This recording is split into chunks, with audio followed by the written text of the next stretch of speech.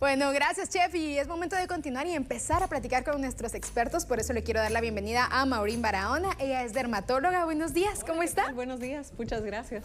Contenta de tenerla acá porque vamos a hablar justo ahorita el tema de lluvia, de todo lo que está sucediendo. Bueno, platiquemos de qué es lo que sucede con esos problemas que causa el sudor y la humedad.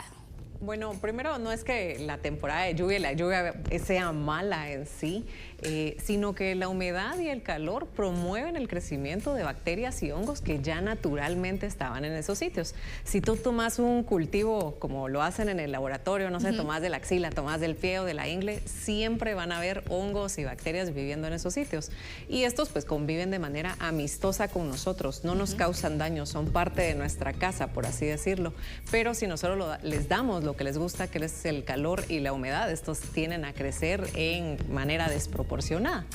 A ver, ¿y cuáles nos podría comentar usted que son las enfermedades más frecuentes también en esta temporada?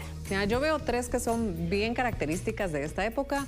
Uno son las tiñas o los típicos hongos que aparecen con maceración o adelgazamiento, humedad de la piel a nivel de las axilas, debajo del busto, en las ingles y los pies incluso, ¿verdad? La tiña de los pies o entre los dedos o la tiña plantar que estaba olvidando ahí.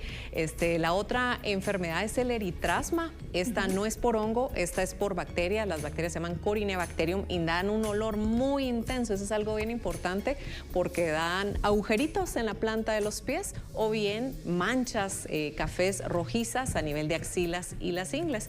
Y la tercera, que es muy frecuente, es la pitiriasis versicolor, que es una enfermedad que se caracteriza por aparición como de manchas y plaquitas. Hay dos variantes, una que es más pálida y aparecen manchas pálidas y en la otra manchas rojizas, y es muy frecuente encontrarlo en pecho y en espalda, que es donde crecen levaduras. Así que tanto las bacterias como los hongos van a crecer de manera desproporcionada, pero ya estaban en estos sitios.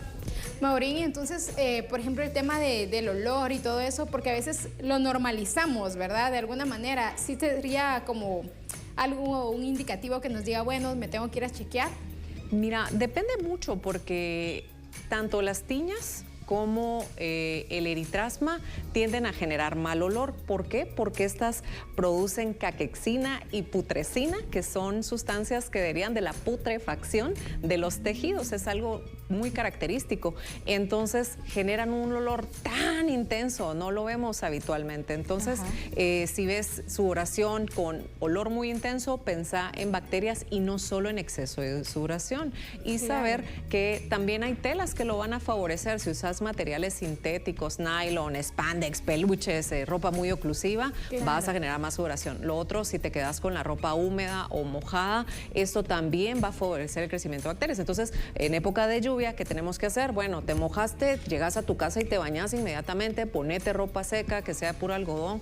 Yo les digo que incluso hasta la secadora para los pies, las axilas, las ingles, no compartir toallas en la casa, no caminar descalzos, en la regadera lavarla con cloro y ventana abierta, por lo menos una vez a la semana, tener tus sandalias, incluso cuando uno lava las toallas, preferir toallas que sean blancas, no con color, así le colocamos un poquito de cloro y evitamos contagiarnos dentro de la misma familia, porque son enfermedades que no solo vamos a tener nosotros, sino que vamos a contagiar por contacto directo también. Entonces, bueno, y eso es muy importante también mencionarlo, porque de repente podemos pensar que es una enfermedad que me va a dar solo a mí y que no es algo contagioso, pero qué interesante también que lo mencione. Sí, algunas de ellas sí son contagiosas, son altamente contagiosas. Entonces, pues el tratamiento definitivamente es la prevención, pero habrán casos que nosotros sí tendremos que darles no solo tratamientos aplicados con antifúngicos o antibacterianos, pero que han de requerir tratamiento tomado. En el caso de los hongos entre los dedos o las plantas que son muy resistentes, pueden llegar a requerir hasta 2 meses de tratamiento. Entonces es más fácil la prevención, quitarte la ropa mojada, ducharte rápido, tener ropa limpia,